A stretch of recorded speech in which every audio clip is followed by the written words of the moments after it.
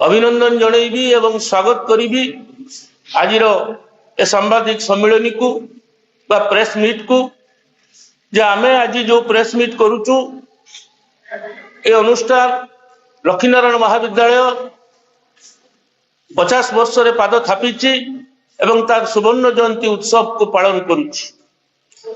तेणु यही अवसर रे मु समस्त प्रिंट मीडिया एवं इलेक्ट्रॉनिक्स मीडिया रो सांबादिक बंधु मान को अनुरोध करी जे आमर जो 50 वर्ष ये जो सुवर्ण जयंती ए सुवर्ण जयंती उत्सव संपर्क करे विभिन्न खबर कागज एवं इलेक्ट्रॉनिक्स मीडिया रे सूचना देबे।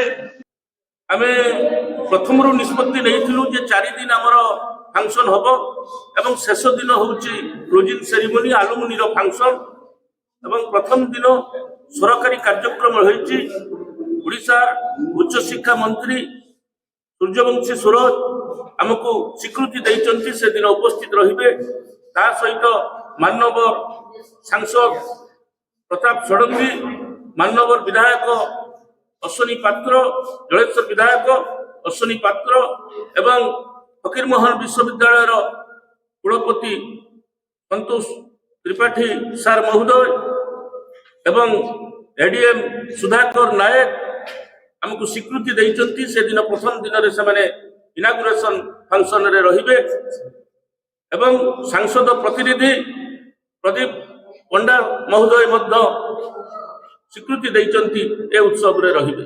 तेणु ए उत्सव को सर्वांग सुंदर करिवा पई मु निवेदन करिबी जे ए अनुष्ठान रु 50 वर्ष भितरे जो छात्र छात्री माने एठू उत्तीर्ण होइचंती एवं समाज विभिन्न जगार विभिन्न सेक्टर रे से माने तांकर एस्टाब्लिश होइचंती।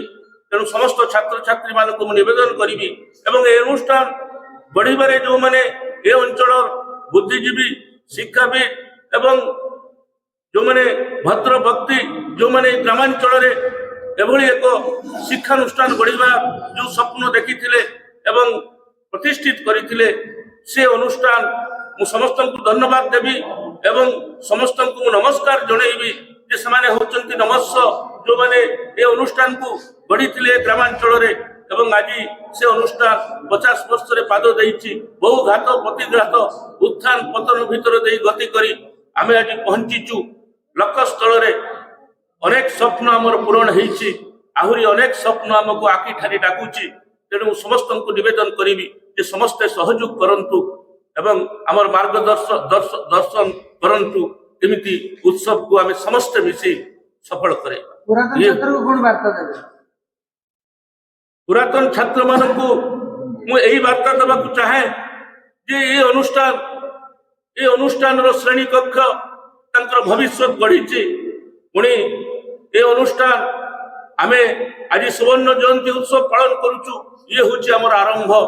आमे हीरक जयंती उत्सव पालन करिबु सेते बेलकु आमे आगामी दिन रे मोर समस्त पुरातन छात्र मो कॉलेज रो समस्त अध्यापक अध्यापिका समस्त को मु निवेदन करिबी जे एभली कार्यक्रम करंतु, एभली निष्ठार सहित काम करंतु।